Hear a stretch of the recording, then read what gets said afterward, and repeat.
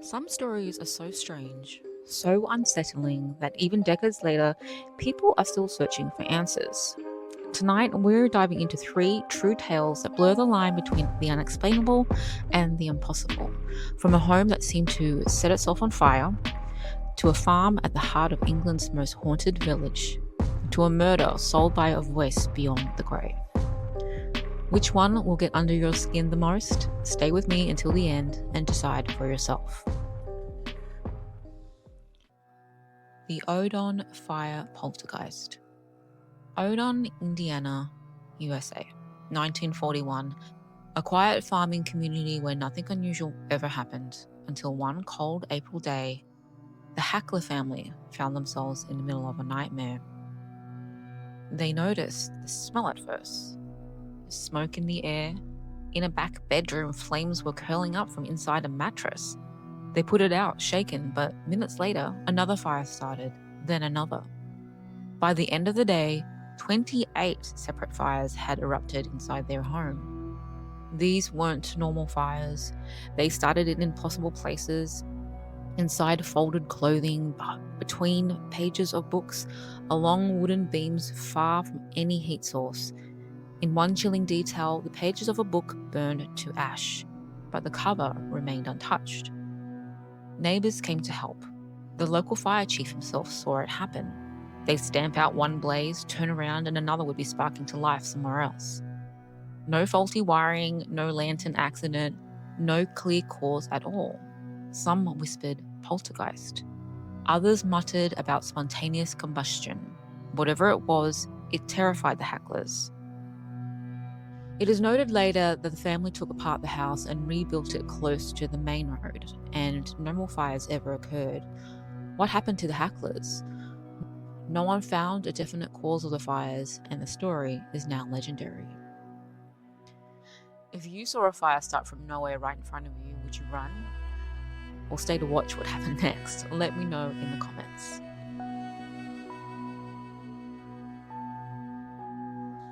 Haunting of Everley Farm, the ghost of Edward Brett. Nestled deep in the Kent countryside lies a quiet village of Pluckley, famous for holding the eerie title of the most haunted village in England. Among its winding lanes and centuries-old cottages sits Elvey Farm, a picturesque cluster of timber-frame buildings that hides a dark and tragic past.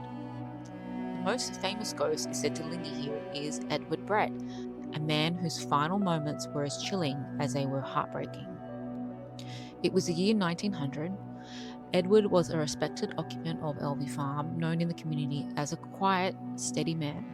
But behind closed doors, he carried a heavy burden, one that no one seemed to fully understand.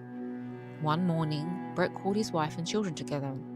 He handed his wife 15 shillings and placed a penny into the hand of each child. Then, in a calm but resolute voice, he uttered 4 haunting words. "I will do it." Without another word, Edward walked out of the room and into the dairy. Moments later, a single gunshot rang out. He was found dead, and his death was officially recorded as suicide while temporarily insane. But many believe Edward never truly left Elvey Farm. Guests have reported seeing a man dressed in turn-of-the-century farm clothes, often appearing in the dairy or even lying in bed, only to vanish when approached.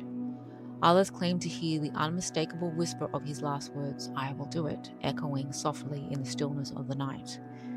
Cold spots seem to follow his presence, and investigators have captured faint EVP recordings, one chillingly clear, simply saying, "I will." Over a century has passed since that fateful morning, but if you stay at night at Elvey Farm, you might find that Edward is still there, waiting in the shadows of the dairy, whispering his final vow. For believers and thrill seekers, Elvey Farm is a must visit, but if you do book a night, don't expect to sleep soundly. Would you spend a night at Elvey Farm just for the story to tell? The Ghost of Teresita Basa. Teresita Basa was a kind, soft-spoken woman born in the Philippines. She moved to the United States in the 1960s to study music. Her passion for music led her to pursue a PhD in music, but she also studied and became a respiratory therapist and worked at Edgewater Hospital, which was located just outside Chicago, Illinois. By all accounts, she was a focused and determined woman, worked hard at the hospital during the day and studied at night. She lived alone in a small apartment until one night tragedy struck. Her neighbors saw smoke coming from her door and called for help.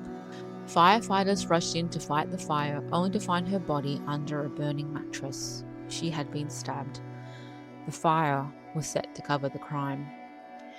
The police had no definite leads except that it looked like it was a robbery gone wrong. Friends had mentioned to the police that Teresita had plans to meet a friend that day, but no one knew who it was. Months passed, and then something happened that no detective could have predicted. One of Teresita's co-workers, Dr. Jose Chua Jr., told his police that his wife, Remy, had started having vivid dreams about Teresita and began falling into trances, speaking in a voice that claimed to be Teresita herself. During a nightmare, Dr. Chua heard Remy talk in his sleep. "Doctor, I need your help. The man who murdered me is still at large." Through Remy, Teresita accused a man named Alan Showery, another hospital employee and co-worker of Teresita's, of her murder. She said he came to fix a television, killed her, and stole her jewelry. She even told them exactly where the jewelry was. Skeptical but curious, a lead detective followed the info and found the stolen items in Showery's possession. At first, Alan Showery denied everything, that he had never been to Teresita's house and was with his girlfriend at the time of the murder. However, the detectives took him for questioning, and faced with the evidence, he confessed. He had been having financial difficulties and took advantage of the kind Teresita's hospitality, murdering her and stealing her jewelry and a small amount of cash before he fled. Showery was sentenced to 14 years in prison for his crime, but was let out on parole after only 4 years. The press called it the Voice from the Grave case, and it remains one of the strangest intersections of the paranormal and real-life justice. It's been discussed that Remy knew more that she wanted to admit and needed to find a way to tell the police. However, there are details of the crime that they possibly couldn't know, but did. And perhaps the only way they knew was because they heard it from Teresita beyond the grave. Do you think Teresita's ghost truly spoke through Remy, or was it just an uncanny coincidence?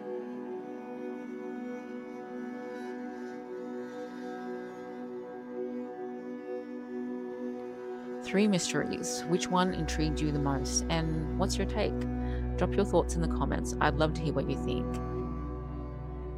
Thank you for joining me for this first storytelling video of the series. If you enjoyed this dive into the unexplained, make sure to like and subscribe, and join me next time for more stories that blur the line between fact and fear. Until then, stay curious and maybe leave the light on.